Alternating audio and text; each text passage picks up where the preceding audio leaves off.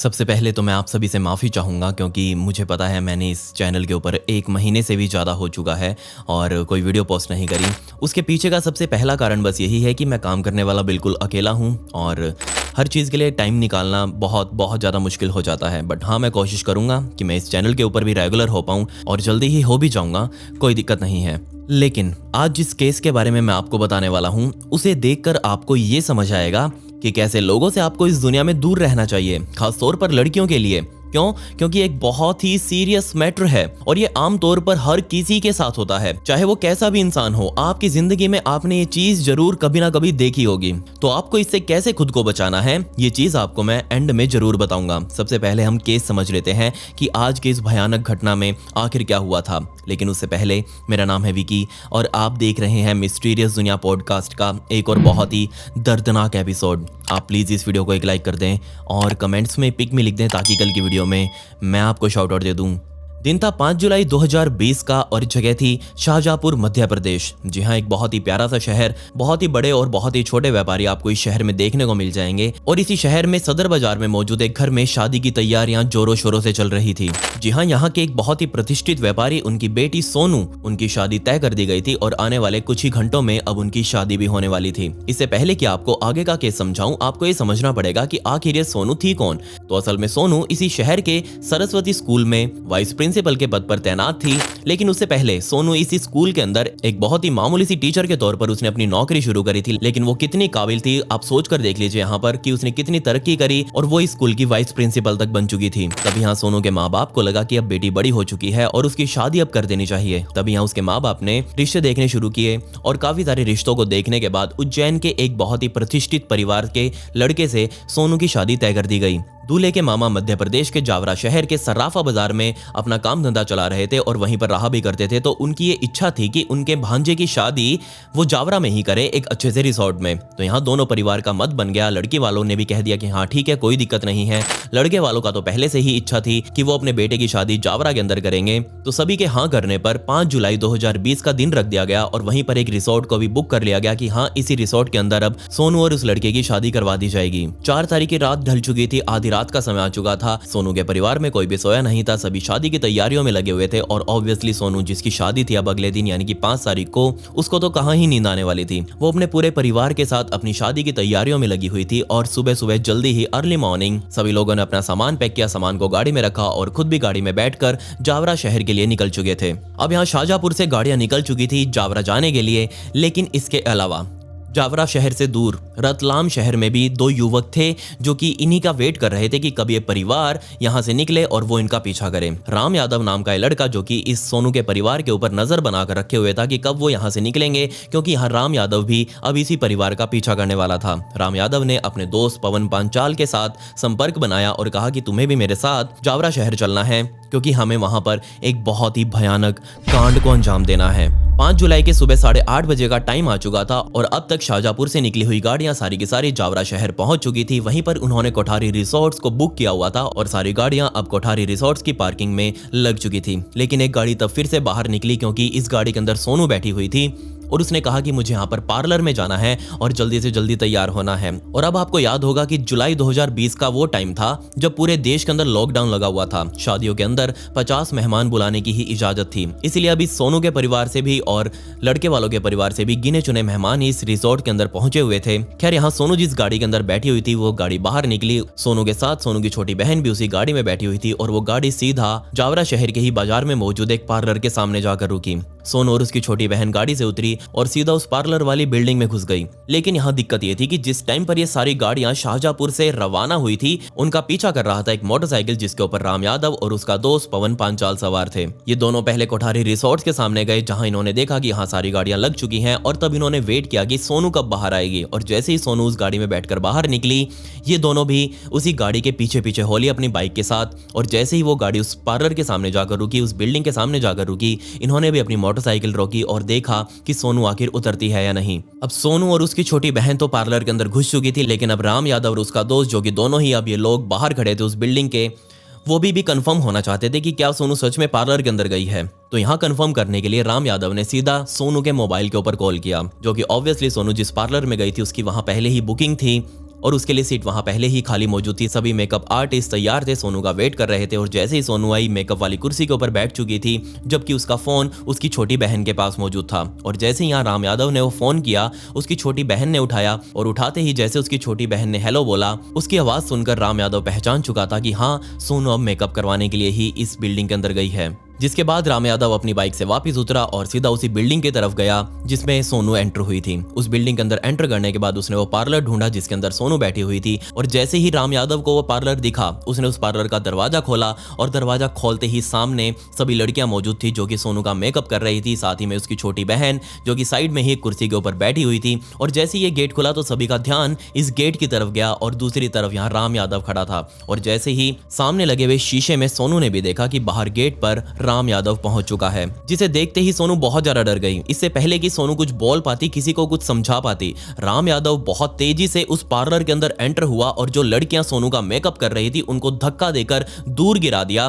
सोनू की छोटी बहन भी साइड में ही बैठी हुई थी, उसको समझ नहीं आ रहा था कि आखिर यहाँ क्या हो रहा है और ये लड़का कौन है, क्योंकि ये छोटी बहन उस लड़के को नहीं जानती थी, लेकिन सोनू इस लड़के को बहुत अच्छे से जानती थी। खैर ये सोनू अंदर आया, अंदर आते ही उसने लड़कियों को धक्का दिया और पीछे अपनी जेब में रखा हुआ एक बहुत बड़ा चाकू निकाला। उस चाकू को अपने एक हाथ में पकड़ा, दूसरे हाथ से सोनू के बालों को पकड़ा और बालों को पकड़कर पीछे करा। दूसरे हाथ में जो उसने चाकू पकड़ा हुआ था, उस चाकू से उसने सोनू के गर्दन के ऊपर कई वार किए। जी हाँ, जो पार्लर अभी जिसके अंदर मेकअप वगैरह फैला हुआ था, मेकअप का सामान फैला हुआ था, उसके अंदर एक ही झटके में खून फैल चुका था। किसी को समझ नहीं आया कि आखिर यहाँ पर क्या हुआ है। सोनू बेचारी तड़प रही थी, उसके गले से खून के भयंकर फवारे निकल रहे थे, लेकिन कोई भी इससे पहले कुछ समझ पाता। उससे पहले ही राम यादव अपना वो चाकू अपने साथ लेकर उस बिल्डिंग से बाहर आया, अपनी मोटरसाइकिल पर बैठकर अपने दोस्त के साथ वहां से फरार हो गया। सोनू बेचारी अंदर उस पार्लर के तड़प रही थी। उसकी कुछ ही घंटों बाद अब शादी भी होने वाली थी, लेकिन उसके साथ पहले ही ये कांड हो गया। उसकी छोटी बहन ने घर पर फोन किया, सभी को यहाँ मौके पर बुलाया। तुरंत ही सोनू को गाड़ी में डालकर एक नजदीकी हॉस्पिटल में पहुंचाया गया, लेकिन वहां पर डॉक्टर ने उसे मृत घोषित कर दिया।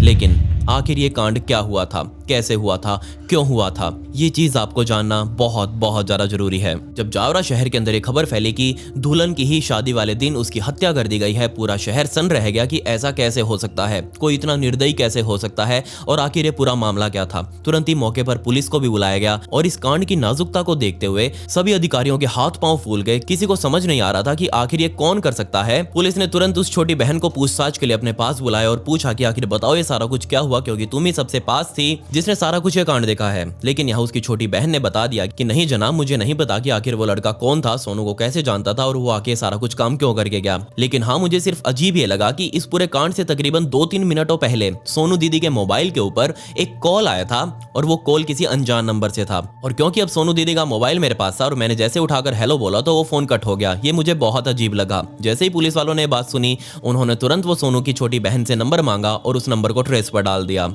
इसके साथ ही पूरे जावरा शहर के चारों तरफ जो भी रास्ता इस शहर से बाहर निकलने वाला था, उन रास्तों के ऊपर नाकाबंदी की गई ताकि कोई भी व्यक्ति शहर से बाहर ना जा सके। जब आस पड़ोस में पूछताछ की गई तो लोगों ने बताया कि उन्होंने मोटरसाइकिल पर बैठे हुए 2 युवकों को देखा था, जिनमें से एक के पास हथियार भी था और उसके कपड़े खून से सने हुए थे। तो पुलिस वाले अब समझ चुके थे कि जो भी एक कांड करने के लिए आए थे वो मोटरसाइकिल के ऊपर आए थे। तो पुलिस वालों की खास नजर थी मोटरसाइकिल वालों के ऊपर। शहर की एक एक मोटरसाइकिल पर सवार लोगों से पूछताछ की गई। बाहर जाने वाले लोगों को रोक रोक कर उनसे पूछा गया। लेकिन तब पुलिस वालों को पता चला कि ये जो सोनू यहाँ पर जिसका मर्डर हुआ था वो यहाँ की लोकल रहने वाली नहीं थी, वो तो शाहजहांपुर से यहाँ पर अपनी शादी के लिए आई थी। और इस बात से पुलिस वालों को ये भी समझ आ गया कि हो सकता है जिसने भी ये कांड किया हो वो जावरा शहर का लोकल ना हो, वो कहीं बाहर या तो शाहजहांपुर से या फिर किसी दूसरे शहर से आया होगा। पुलिस ने आसपास की सीसीटीवी को खंगाला और उस सीसीटीवी में ये दोनों युवक यानी कि राम यादव और पवन पांचाल, इनकी फोटोज साफ तौर पर कैद हो चुकी थी और इस फोटो को पूरे शहर में और मैं कहूँ पूरे राज्य के अंदर सर्कुलेट किया गया इनकी पहचान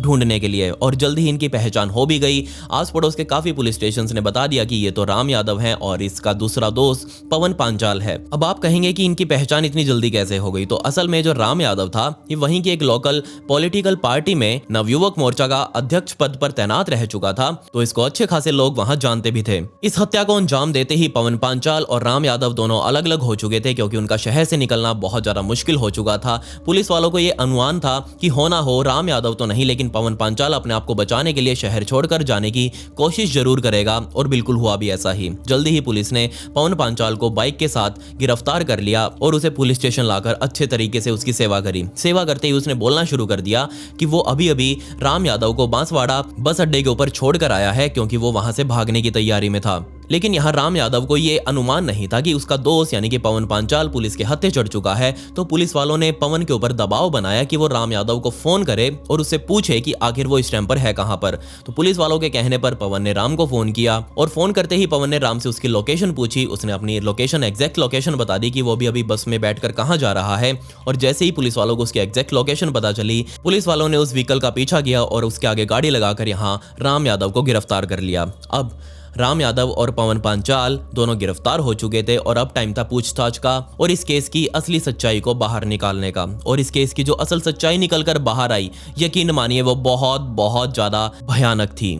इस पूरे कांड की शुरुआत हुई थी 2010 से, यानी कि तकरीबन 10 साल पहले से। जी हाँ, यहाँ सोनू की ये जो शादी हो रही थी ये उसकी पहली शादी नहीं थी। सन 2010 में भी सोनू के परिवार वालों ने उसके लिए एक अच्छा लड़का देखकर उज्जैन के ही एक युवक से उसकी शादी करवा दी थी। लेकिन ये शादी सिर्फ 4 सालों तक चली। सन 2014 में सोनू का अपने पहले पति के साथ तलाक हो चुका था और सोनू वापिस अपने मायके आकर यानी कि शाहजहांपुर में आकर ही रहने लगी। अब क्योंकि सोनू पढ़ी लिखी थी तो उसको सरस्वती विद्यालय में शिक्षिका की नौकरी भी लग गई और अपने टैलेंट के बेस पर वो अपनी नौकरी के अंदर और ज्यादा महारत हासिल करती गई और वो स्कूल की वाइस प्रिंसिपल तक बन चुकी थी। लेकिन टाइम आ चुका था सन 2017 का, यानी कि अपनी मायके में आने के तकरीबन 3 साल का अब तक समय बीत चुका था। और फाइनली इसी सन 2017 में सोनू के परिवार को रतलाम में उनके रिश्तेदार जो कि मौजूद थे, उनके घर पर शादी वगैरह थी, तो उनके रिश्तेदारों ने सोनू के परिवार को शादी में बुलाया। अब क्योंकि यहाँ रिश्तेदार की शादी थी तो पूरा परिवार का भी जाना जरूरी था।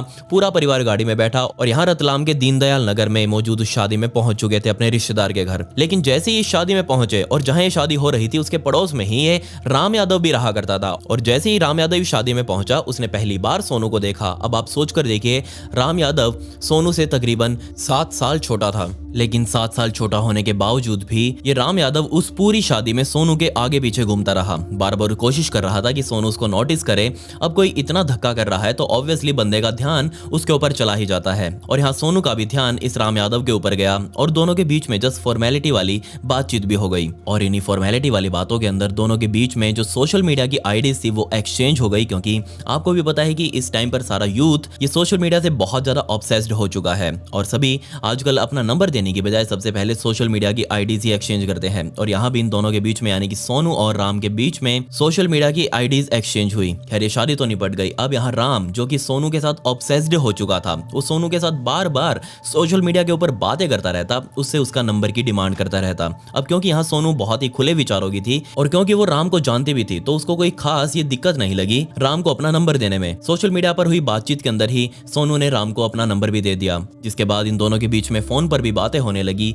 लेकिन यहाँ सोनू को कोई अंदाजा नहीं था कि राम आखिर उसके लिए क्या सोचकर बैठा हुआ है। सोनू को तो यही लग रहा था कि राम से वो 7 साल बड़ी है और ऑब्वियसली एक 7 साल छोटा लड़का उसके लिए क्या ही दिक्कत पैदा कर सकता है कभी। और ऐसे ही कुछ टाइम तक ये फोन पर बातचीत चलती रही और फिर वो टाइम आया जब फाइनली राम ने अपना प्रपोजल, अपने प्यार का प्रपोजल सोनू के सामने रखा। लेकिन अब सोनू क्योंकि वो मैच्योर लड़की थी, 7 साल बड़ी थी उससे, तो उसको समझ थी कि इस तरीके से प्यार व्यार कुछ नहीं होता, ये जो हो रहा है, ये जो कर रहा है, ये सिर्फ अट्रैक्शन है और उसको इस चीज के ऊपर ध्यान नहीं देना। लेकिन यहाँ सोनू को ये भी अंदाजा था कि वो एकदम से राम को मना करेगी तो हो सकता है वो गुस्सा हो जाए या फिर कुछ भी वो कुछ गलत कर बैठे। तो सोनू ने यहाँ पर समझदारी दिखाते हुए राम को टालते हुए कहा कि वो सोचकर तुमको इस चीज का जवाब देगी। लेकिन राम को यहाँ पर एक गलतफहमी हो चुकी थी कि क्योंकि अब ये सोनू एक टीचर है, ऑब्वियसली वो इस तरीके से प्यार को एक्सेप्ट नहीं करेगी, वो थोड़ा बहुत शर्माएगी पहले, बट कोई बात नहीं, थोड़े टाइम बाद वो मेरे प्यार को एक्सेप्ट कर लेगी। काफी दिन हो चुके थे, सोनू बार बार राम को टालती रही, उसके फोन नहीं उठाती या फिर जब उठाती तो भी उसको वो टाल देती।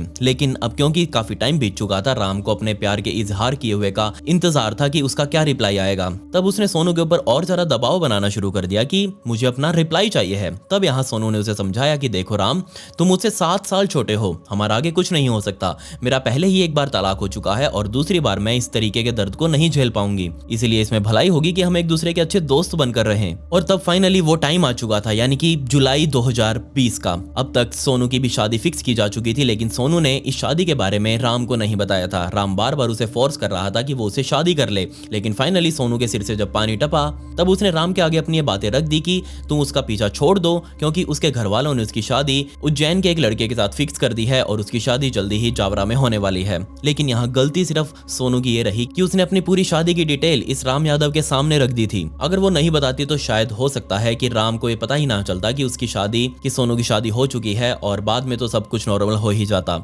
लेकिन यहाँ सोनू ने सब कुछ बता दिया कि उसकी शादी कब है, किसके साथ है, कहाँ होने वाली है। वो बार बार अब फिर से सोनू को फोन करता रहा और उसे मनाता रहा कि तुम ये शादी मत करो, हम यहाँ से भाग चलते हैं, हम दोनों बहुत खुश रहेंगे। लेकिन क्योंकि अब सोनू मैच्योर थी तो ऑब्वियसली वो ऐसा काम नहीं करेगी जिससे उसकी बदनामी हो या फिर उसके परिवार की बदनामी हो। यहाँ पर सोनू ने राम के फोन ही उठाने बंद कर दिए और इसी वजह से राम बहुत ज़्यादा गुस्से में आ चुका था। उसने ठान लिया था कि अगर सोनू उसकी नहीं हो सकती तो वो सोनू को किसी और की भी नहीं होने देगा। उसने ठान लिया था कि वो सोनू की हत्या 5 जुलाई उसकी शादी वाले दिन ही करेगा और फाइनली उसने इस कांड को अंजाम भी दिया। उसने शादी वाले दिन मौका लगाया और फाइनली सोनू के साथ उसके ही मेकअप पार्लर में उसकी जान ले ली। जब पुलिस वालों ने कहानी सुनी तो उनको विश्वास ही नहीं हुआ कि क्या इतना सिरफिरे आशिक भी हो सकता है। और यकीन मानिए इससे भी ज़्यादा सिरफिरे आशिक मैंने बहुत देखे हैं। बहुत सारे केसेस में इसके बारे में सुनता रहता हूँ।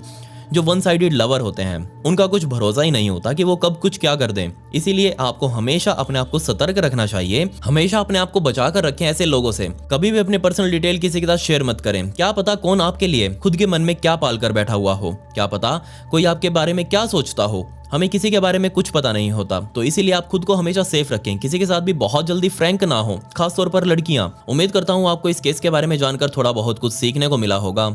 अगर आपको ऐसी स्टोरीज रील फॉर्मेट में देखनी है तो ये मेरे इंस्टाग्राम आईडी है, इसका लिंक आपको डिस्क्रिप्शन में भी मिल जाएगा, तो आप प्लीज मुझे वहां फॉलो जरूर कर लें। वहां भी मैं ऐसी ही स्टोरीज रील्स में डालता हूं। खैर, पिछली वीडियो का शाउट आउट सियाम को and comment pick me to get a shout out in next video. मिलते हैं अगली वीडियो में। ये वीडियो देखने के लिए धन्यवाद।